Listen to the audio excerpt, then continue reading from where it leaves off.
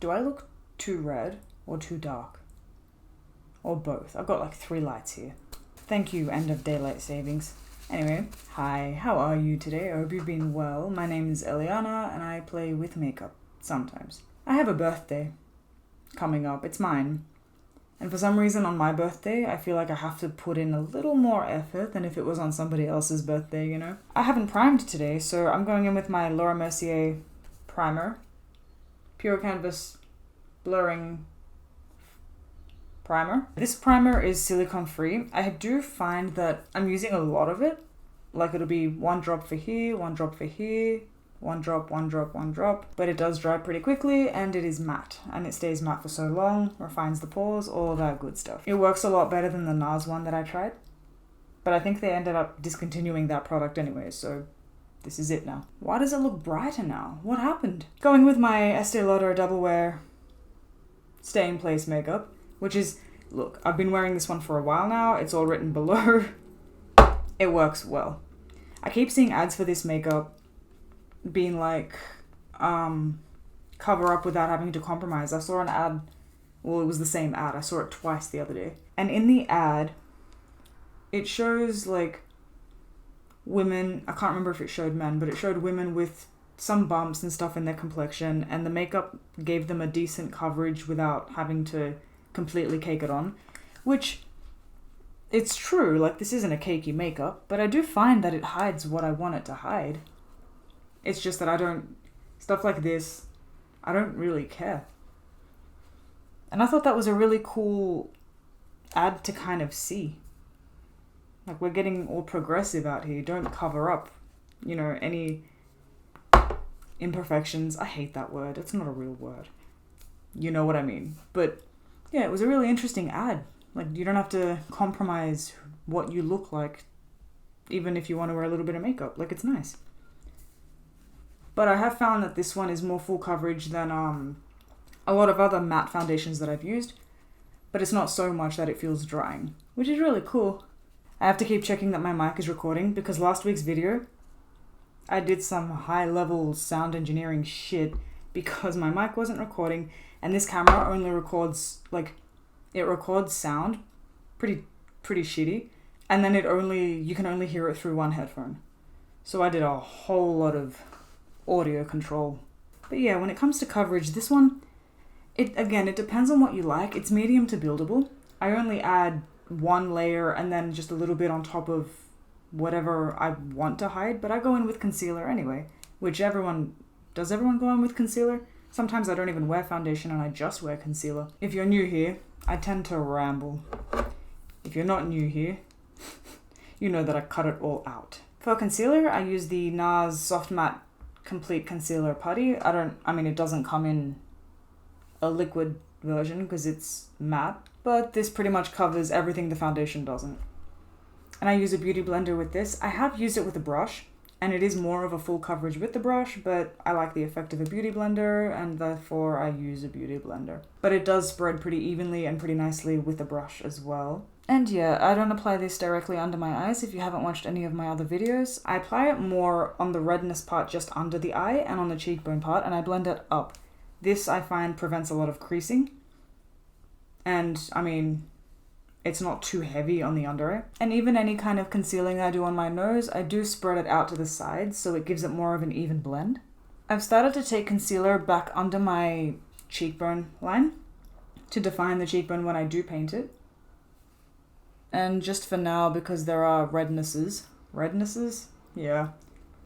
Just now there are rednesses, so I try to cover them just a little bit with the concealer. I go over it with powder, bronzer, blush.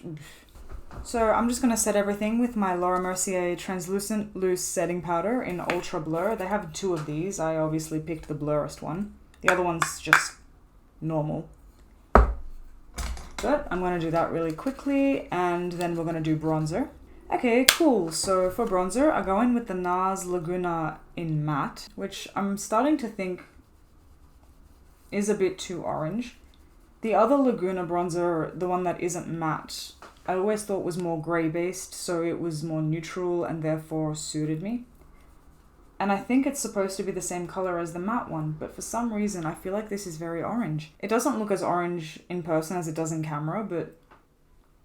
So I blend this around in circular motions to cover most of the cheekbone, but I do concentrate it here at the base of the cheekbone, trying to stay as true to my natural cheekbone line as possible. Okay, it looks very strong now, but I'll fix it in a second when I blend everything together. I apply a dot of it up here, which I probably should stop doing because I don't think I like it. And a bit under my jaw to separate my jaw from the rest of my neck. And I'll bring that down my neck just to make sure everything fits nicely together.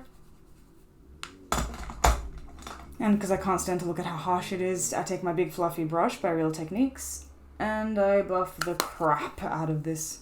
With the same bronzer and a small fluffy brush, I do a very basic nose contour. I wouldn't even call this a contour. It's just enough to put the whole look together, to not feel too naked on my nose, but it's not enough to reshape my nose. Just for a quick trick, if you want to make the top lip look a bit more pouted as well, in that dip of the Cupid's bow, you can add more color.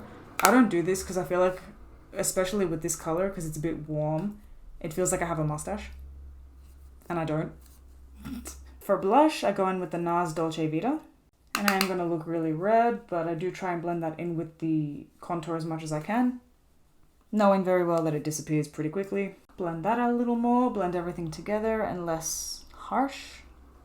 And I guess less bold as well. Let's move on to eyebrows. For eyebrows, I typically just use a gel. This one is the Benefit Gimme Brow Volumizing Gel.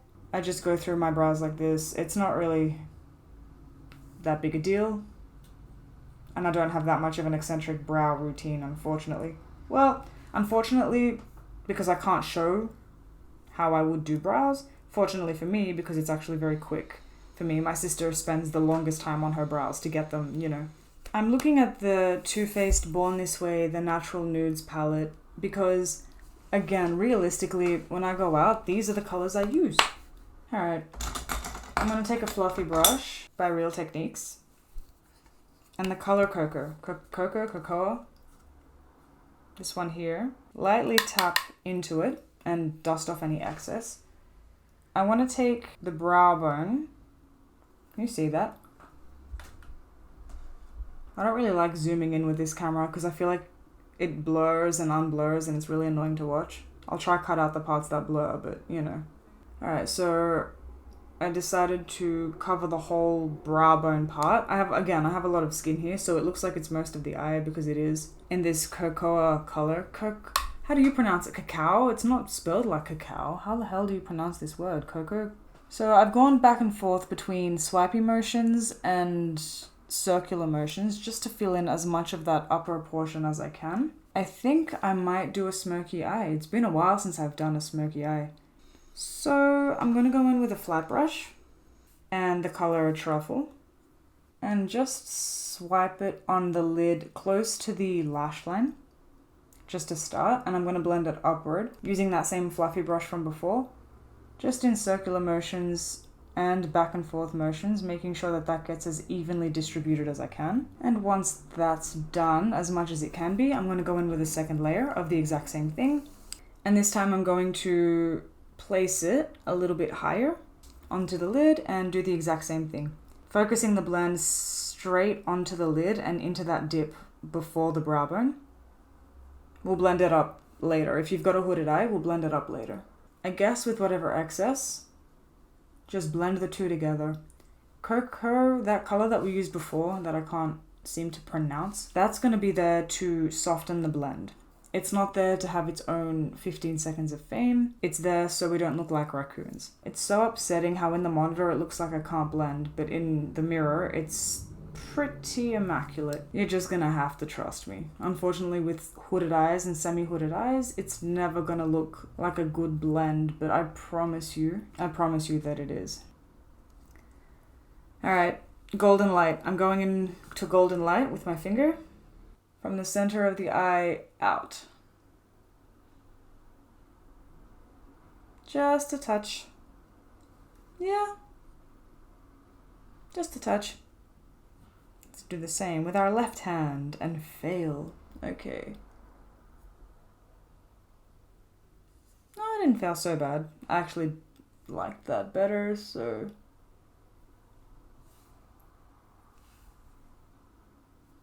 It doesn't have to be even. And by even, I mean like a cut crease. Cool. And what we can do now is take Truffle, that dark color we went in with before, and a pencil brush, and make this darker. Really on the outer V and then some, because hooded eyes, come on.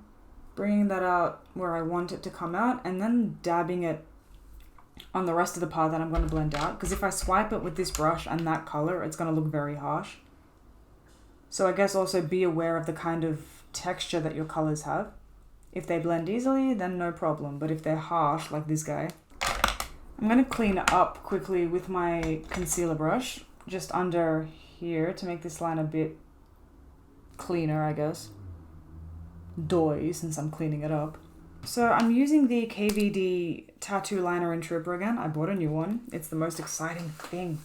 I've stopped buying cool fun makeup, and I get excited over the things that I use the most.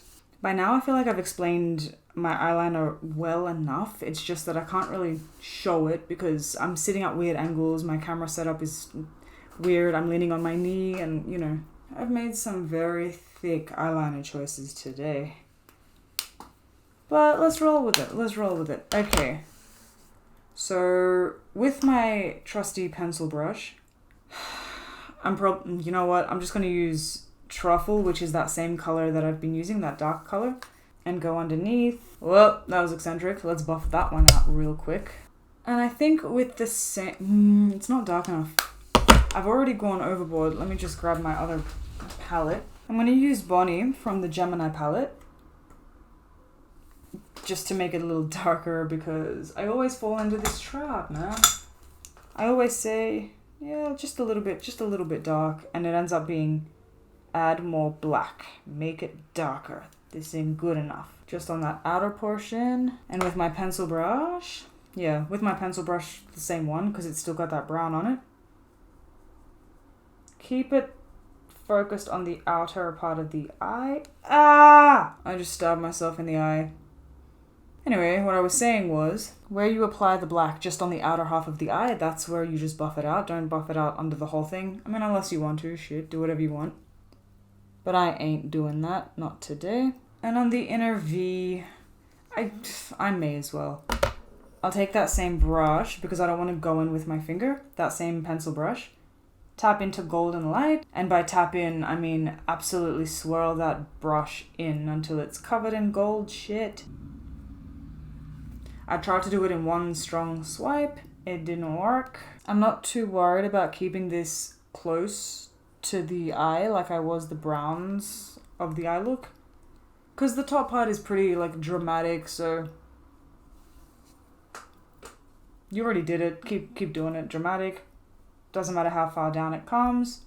I'm doing the lining of the waterlines very carefully because this eye has been through it today. Because I still haven't bought the Better Than Sex mascara by Too Faced, I'm using the BOBBI brown one still, the Smoky Eye mascara. Since this is somewhat a smoky eye, I'm not going to be like, oh, it's fitting, because I've been using it for the past 3 looks. So yeah, just that. If this was the Better Than Sex mascara, we wouldn't even need to wear lashes. That's all I have about lashes. I feel like it hides all the work I do anyway, but it makes the look darker, so... Okay, because this is a warmer look, I have 2 nude pinks. I don't feel right doing my cool neutral pink lipstick with it. And I'm gonna line the outsides. And the Too Faced Melted Matte Liquid Lip in... Holy Chic? Is that this one? If you have typically dry lips, wear a lip balm under it. And I don't normally like to wear... Hang on a sec, I need my lips for this. Yeah, I don't normally like to wear pencil, like lip pencil, when I wear liquid lips, because I feel like the liquid lips are opaque enough that you don't really see it. But I'm looking at it now, and in person, you can tell that I've got darker on the outside, so maybe it's not so bad. I'm still trying to figure out if this gold is too bronze. I'm going to take Sugared Chestnut, which is this here. Just a little bit on my ring finger, and sort of blot between that gold and the rest of the eye. So I'm setting everything with the Charlotte Tilbury Airbrush Flawless Setting Spray. And to do that step that I do after I do my makeup, I reapply just a very light layer of, or a very light dusting of the Laura Mercier powder. This takes any excess shine and the residue of the setting spray off of my face. I feel like this lip is too cool for this look, because I really like this lip, but I don't think it's doing it for me. Is that better? I feel like that's better. I feel like that's a little warmer. Yeah, let's go with that instead. Okay, so I'll list everything below. This one's called Caramello by Stila. But yeah, I like that better. It feels warmer. But that's all from me today. If you enjoyed this video, please leave it a like. And if you'd like to see more, consider subscribing. I will see you next week. Bye.